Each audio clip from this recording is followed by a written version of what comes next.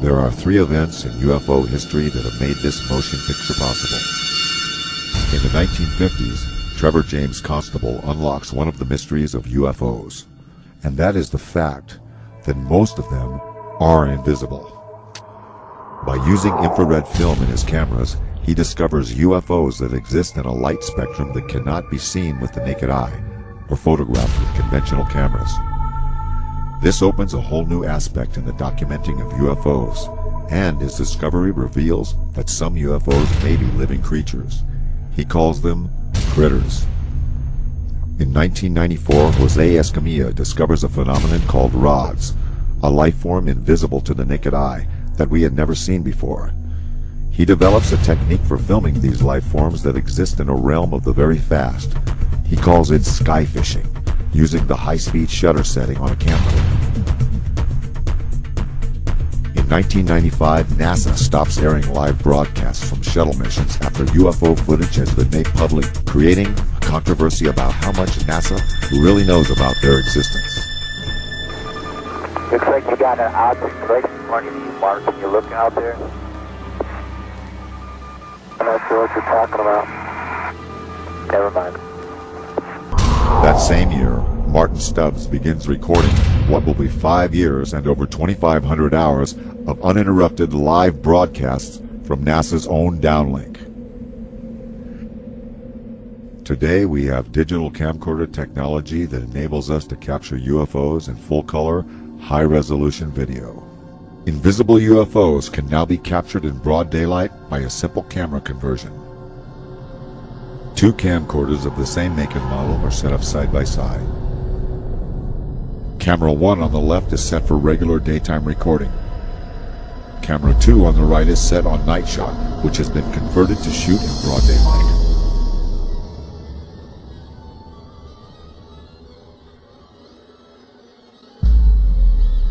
With the night shot camera on the right, a UFO that is in the infrared spectrum is clearly visible. Trevor James Constable discovered this. NASA has been doing this. And now, after thousands of years, technology has finally caught up to the mystery of UFOs. These three events bring forth the accumulation of research and evidence that not only prove most of them are invisible, but that many UFOs could be living bioorganisms.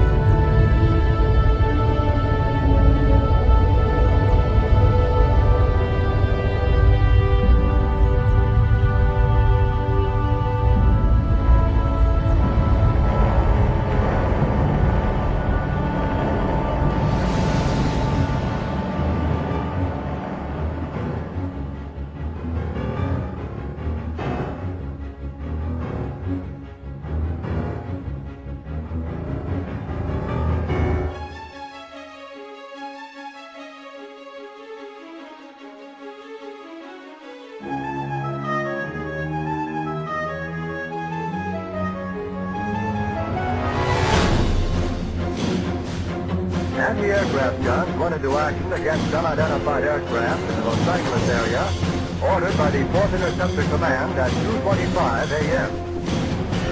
The unidentified object moved slowly down the Pacific coast from Santa Monica and disappeared south of Long Beach.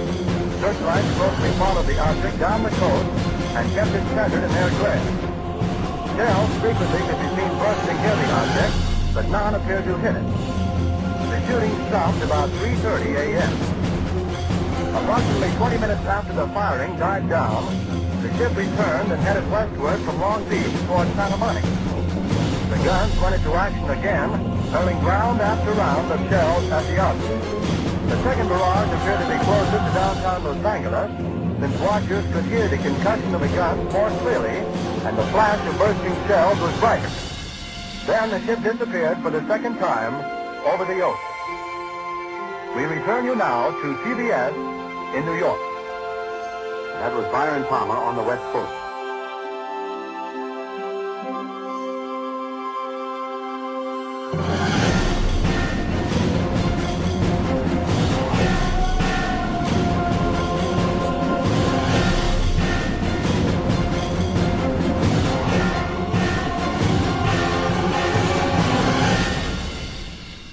Our distinguished guest for this evening is Dr. Willie Lay.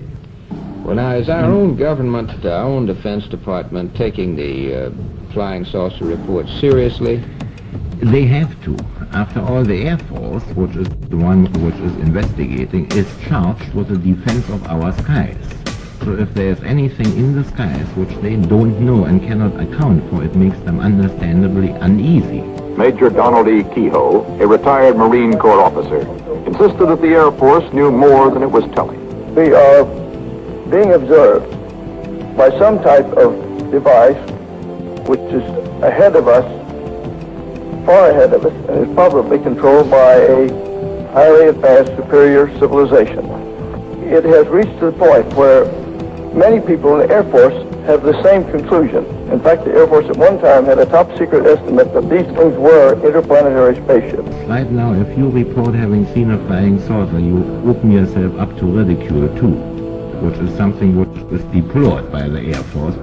In other words, members of our audience who might, for one reason or another, see a flying saucer can make the reports to the Air Force and be rendering a service now, Yes. and not invite ridicule. Yeah. Instead of being a subject for ridicule and a big joke, actually is a serious matter which could affect the lives of all of us.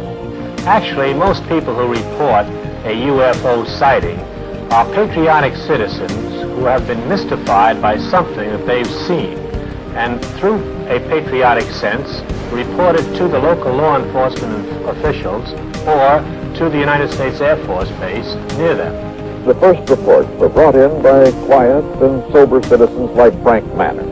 I looked north of me, and there looked like a fallen star. It was red and kind of coming down and on about a 45. And so then I watched it, and I was going to see if it landed, and then maybe go down and see what it was.